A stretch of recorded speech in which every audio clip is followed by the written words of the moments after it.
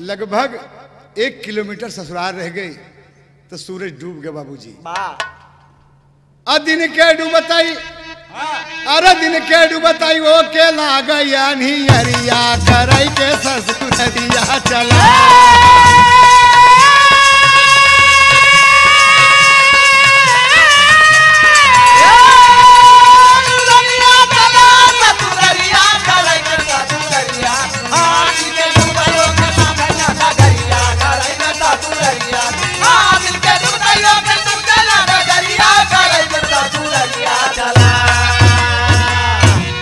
भैया अब वो एकदम लड़खड़ा के चले लगा।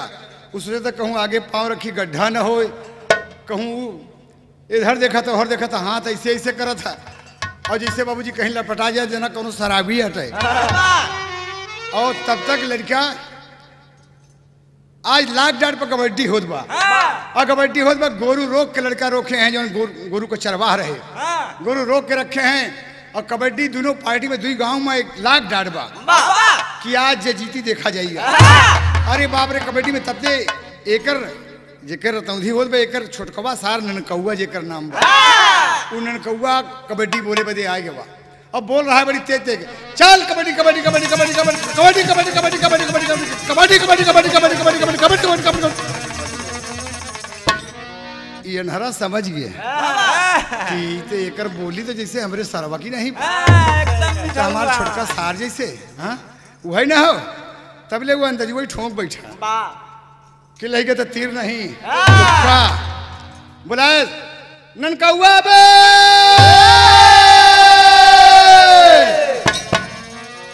अबे ननकौआ।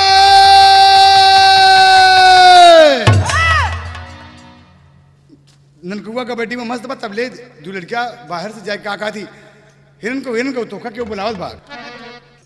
अरे वो बोला था कि हमका क्या बोलाई बे, हम आज बिना कबड्डी खेले ना जाओ, हरा जेबे का देख लिया। कहे नहीं, तब तक फिर आवाज आ था ननकौआ बे। ननकौआ समझे कि अरे ये तो हमरे जीजा की नहीं कोनो बोलत है। हाँ वो जल्दी से अपन कुर्ता कमीज लिहेस और जल्दी दौड़े दौड़े गवा जहाँ ही खड़े हैं बाबूजी एकदम आंधर की नहीं। ननकौआ सामने खड़ा बा। अरे जीजा पाँव लगी, जल्दी से पाँव पे गिरा मतलब कैसे सुर नहीं था वो यहर खड़त बनी हारत हर कहे कबे इतनी तरीके से बोला था। कहीं जीजा आज कबड्डी लाख डाट बहुत रही। आज एक गांव से दूसरे गांव को बाजी लग गई। आज बिना हराए नहीं छोड़े, लेकिन अब आप कहन के हम आए कि वहाँ व्यवधान के दिन काबे हम आवत है कि हम कहा तो ननकौआ हमारा कबड्डी बोल इतना बढ़िया क्या खेल भाई क्या रही कबड्डी। कहे जी और हाल चाल ठीक बा। कहें हाँ हाँ सब बढ़िया बा। कहें कि ननकौआ कहें हाँ। कहें तोर दीदी कैसे आए। कहें देखा जीजा दे हमसे मजाक तो अरे सब ठीक है कहाँ सब घर में ठीक है हमारे। कहना अच्छा ननकौआ एक बात बतावा, ये इतना गोरू चरावे ले आई है, तो इतना गोरू चरावत है का हम कोनो जंडेलो बछवा है। कहने रे जी लड़की गैया का मकरका बछौना इतना तेज तर रहा बा कि पुट्ठा बहा देते तो ससुर भागा था जैसे मालूम होता रेलगाड़ी है। कहते लैया तो देखी तो कहीं का कर चला घरे ना वही। कहते लैया तो देखी और ये सोचत बा कि करे रतौंधी होत बा, ये सोचत बा कि अगर ये बरधा आए या तो एक सहारे हो सकता कि बैतरणी हम पार हो जाई ससुराली पहुंच जाई। अब कैसे का कहा बाबूजी ले ननकौआ गवा बाबूजी मकरका बछुआ हकाए के सामने खड़ा कर देख जीजा देखा है का देखा जी ओकरे पीठी पे हाथ फेर कहे ननकौआ कहे हाँ कहीं ये हरे में चले ससुर हेंगा में चले एका समझ लिया। कहीं का बड़ा था जीजा बिलावा जे एक बता देना कि पुट्ठा पता नहीं कि हाथ टपक टपकाई दे अथापी मार देता ही भागब। कन कतौ नहीं हम देखत ही बहुत ढूसुर भाई ये बैठ जाई बे। अजीजा पूछ पकड़े हैं, ये अंधरा पूछ पकड़े बा कि यही के सहारे में ससुराली पहुंच जाए। अब इतने में बाबूजी ननकौआ के गुस्सा लग गए और वो कहा था कि ननकौआ तो मार एक डंडा तो देखी तो ननकौआ गुस्सा में आएगा उठा के एक डंडा पर्दा का मारे तड़ाक देखता। अब पर्दा आग बबूला होगा बाबूजी और ये अंधरा पकड़े वो कर पूछ अब बरधा भगा बाबूजी, पीछे पीछे लड़का चला जा रहा है। एकरे मन में यही बा कि यही बरधा के पीछे कैसे ससुरारी पहुंच जाई, नहीं तो फलाने ससुरारी ना पहुंच गया। अरे बाबरे चला जा रहा है, नार खोर खूंटी कांटा पूरा सरपताही डाकत की सिवाय डाकत की बरधा तर तर तर तर पीछे ही पूछ छोड़े वाला नहीं ना। इतना चुटा गए तमाम खरोच गए बेचारे का। और जाके बाबूजी का होते एक तर्ज मिला यहाँ पे, कैसे देखा आप? वो बरधा पहुंचे तो कहाँ, जहाँ रोज बांधा जात रहा। अरे राम घुसुरी गया बाबा रधा, अरे घुसुरी गया बाबा रधा, सरियई मझारी घुसुरी गया बाबा रधा।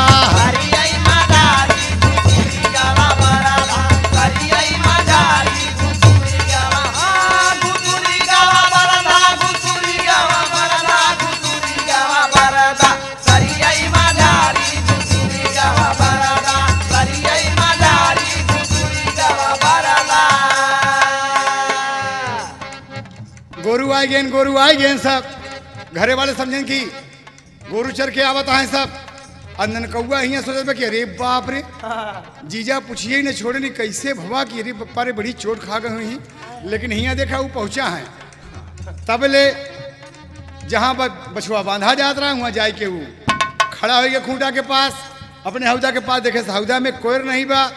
तब ले छोटकी सड़ुआइन ओकरे मन में आके झुआ में कोयर लिहत बाबू, ननकी साड़ुआई नावई गाइली कोयरवा।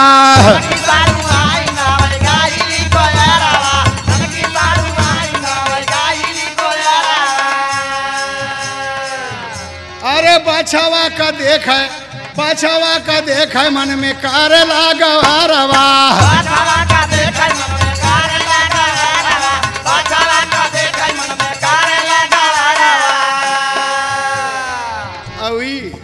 रतनधिया जमन बा ई बैठा बा पूछ पकड़े बाबूजी, जैसे वो लौटी ओके कोयर कबार दे के वो लौटा था जैसे। और कैसे देखा था बाबूजी, रे ई तो बर्दमानी में ई मनई कैसे ई जरूर कोनो बात ई चोरैया। तब ले बहिरे पहुंची बाबूजी और उठा के झुआ फेंक के, अरे चोर चोर चोर करके करा थारी घुसुरी गवा बरधा सरियई मझारी। अरे दौड़ा गाँव वाले चोर चोर चोर।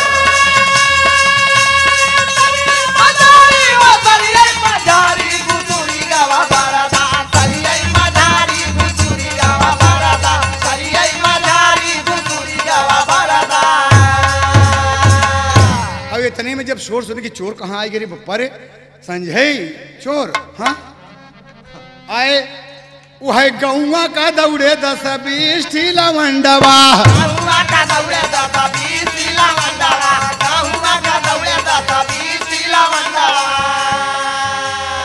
क्यों के हाथे ऊपर कंडी, क्यों के हाथे डंडवा।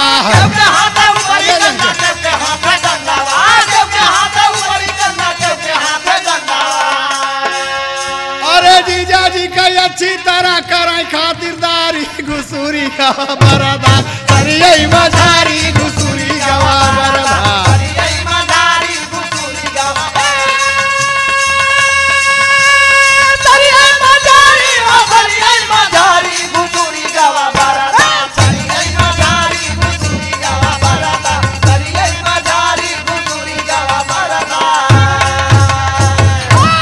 बोल चोर साले, दे डंडा दे डंडा दे डंडा दे डंडा।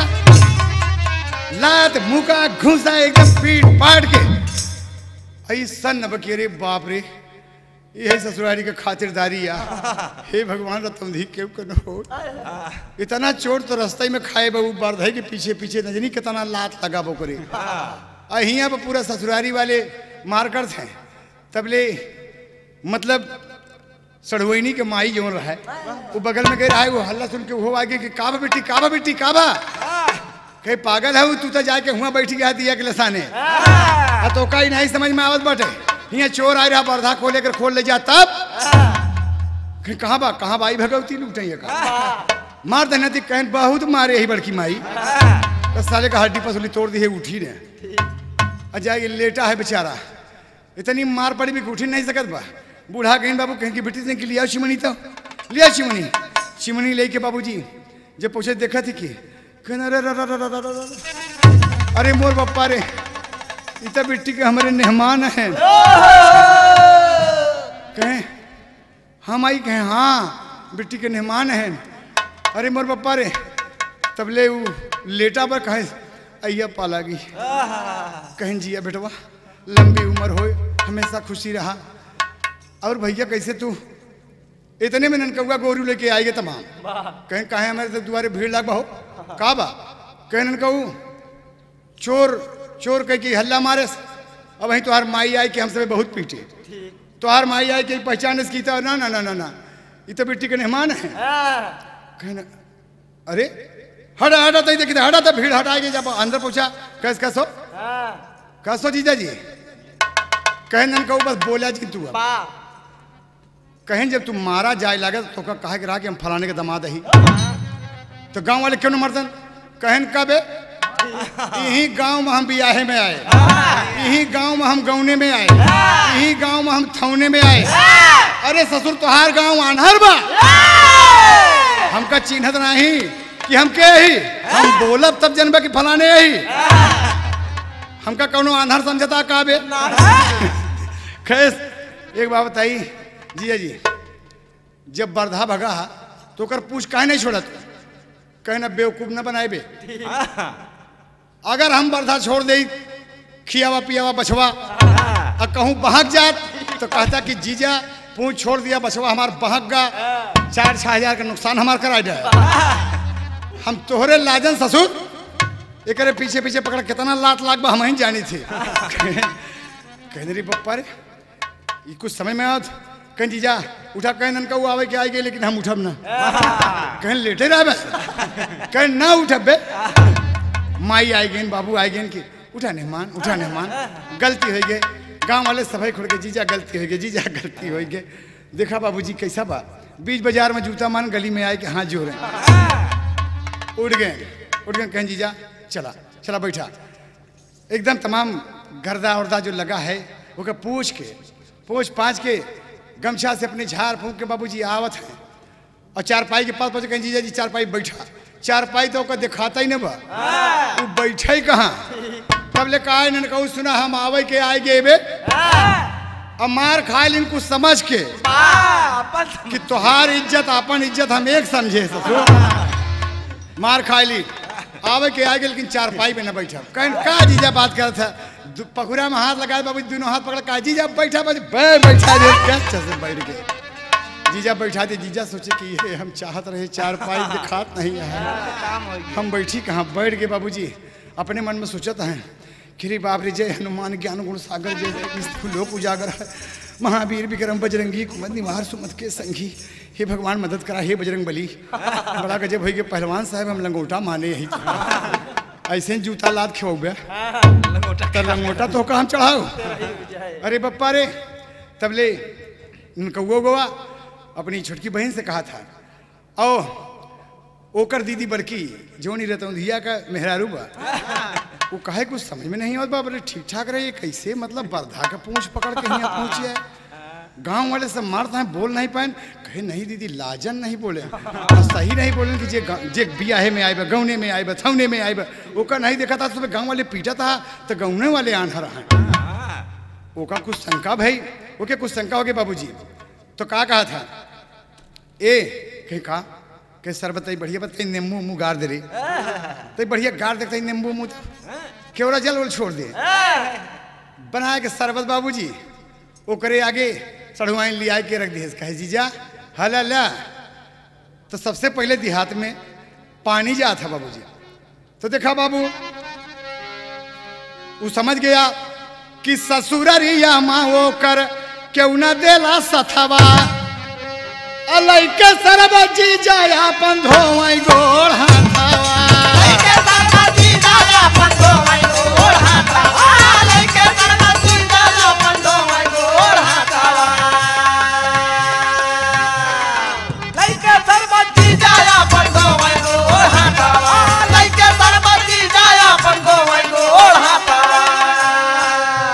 एकदम खूब गोड़ हाथ बहादुर धोवत बा। तो रहरे सोचे काहे ई लसर लसर काहे करत बा ससुर लिस लिसात काहे बा हां खा भाई अरे बड़ा मीठा लाग जब कैलस मुखारी घुसुरी गवा बरधा सरियई मझारी घुसुरी गवा बरधा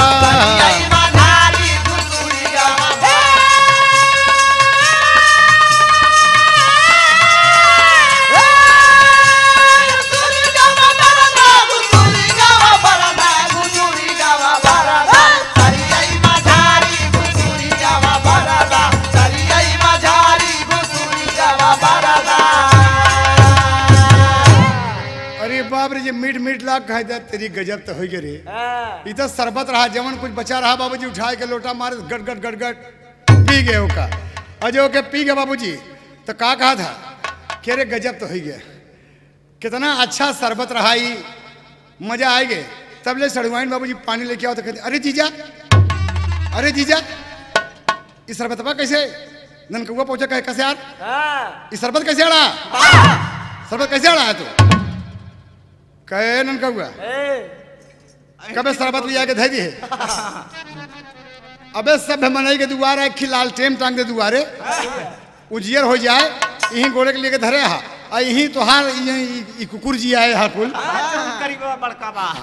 ये सब सारे लागन लड़ाई और लागन लड़ सारे यहाँ पहुंच गए हम हाथ दर दर दर करते यही तब सारे सर बताई गड़ा वो एकदम दुरुस्त हो गया कि कैसे रे पर ये बेटी कहाँ दूसरा शरबत लियो कहीं कौनो बात नहीं न रहा दे लैया बाबूजी तो का होता शरबत वाला मामला तो ऐसे बीत गया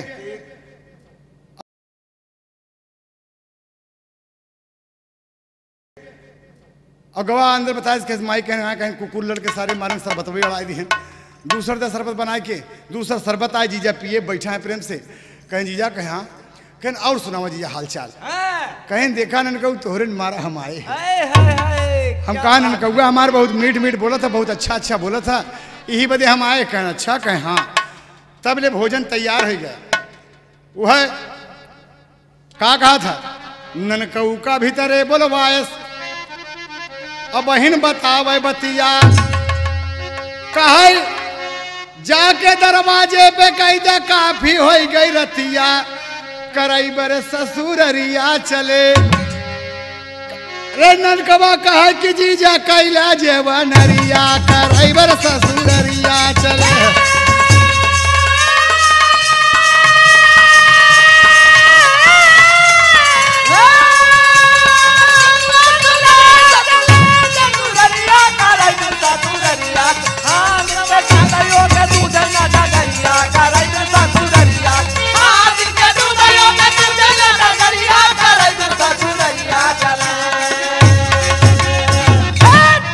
इतनी बात रही बाबूजी और का था बाबूजी इतने में आंधर जीजा ही बोलत हैं कहन कहू सुना एक बात करे तोहरे दुआरे आए गए तोहार बछवा पहुंचा दिन गांव वाले मारन हम सहे हमका उठा के ले जाए चारपाई पे बैठा दी है कुकुर सारे लड़न शरबत अड़ाए के हुआ दूसरा शरबत आए पिए हम बैठा ही आराम से लड़कू लेकिन हम खाए न जा उस सोचत में पता नहीं रसोईया कहाँ बनी बा ई अंगना में बा कि दरवाजा में बा कि वो सारे में बा कि दुआरे बा हे भगवान हम कहाँ जाई पहलवान बीर बाबा लंगोटा देव ननकौआ कहा जीजा का बत कहना हम ननकौ खाब ना जौन कुछ खवैया रहे आयन पर खाए लिए हमार पेट भर गया है ननकौ कहन का जीजा बोला था तनी मेहनत से बिट्टी अरे सब बनाए हैं सब दीदी अरे कितना मेहनत किए हैं कि थोड़े बड़े का बनाए थोड़ा सा हम कुछ खाए के मिली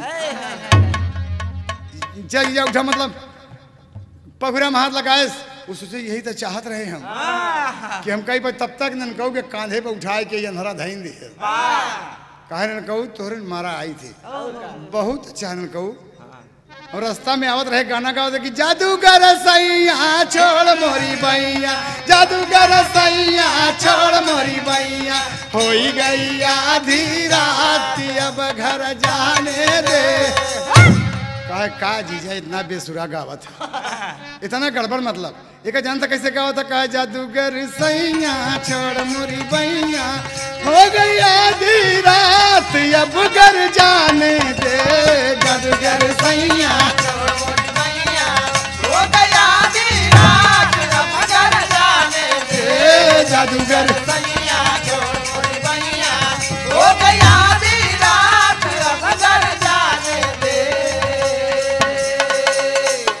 हाय देख ननकौआ तो अच्छा गावत है बे, तो इससे गावत था जैसे रेडियो में गावत है। हम तो उससे नहीं गा पाई, यही ऐसे गावत चला के ननकौआ से भेंट हुई हमार। कांधे में हाथ धरे बाबूजी सूरज कि यही हमका रसोईया तक पहुँचा सकत है।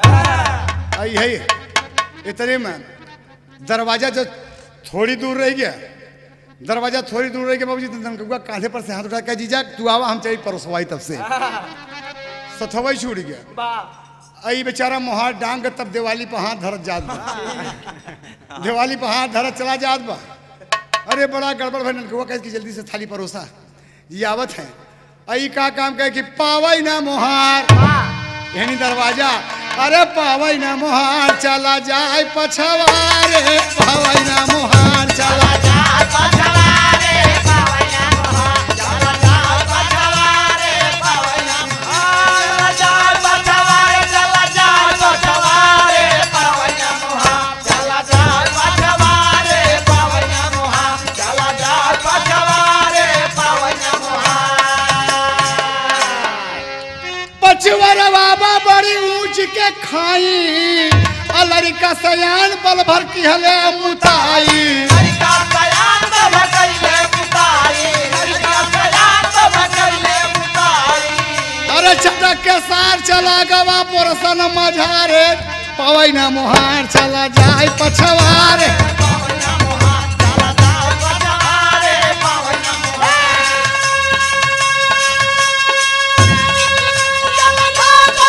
एकदम सही है, बहुत अच्छे मास्टर समीर बारे जगदीश।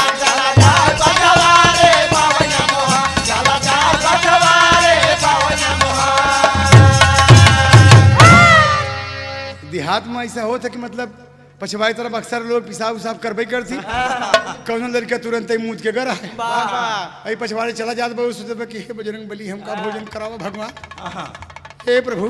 और तब ले ऊपर इनके पाँव होकर अब वहाँ पड़ा गया छटका, बाबूजी चला गया एकदम मतलब 10 फीट के नीचे, 10 फीट के नीचे गिरा, लड़बड़ाए के मतलब वहीं से बोला ननकौआ बे, ननकौआ भीतरे बा। उस सुने खेसरी एक आता हम दूरवा छोड़ के आई इसरवा पछरवा कैसे बोलत बा, जल्दी से निकल के आए बाबूजी।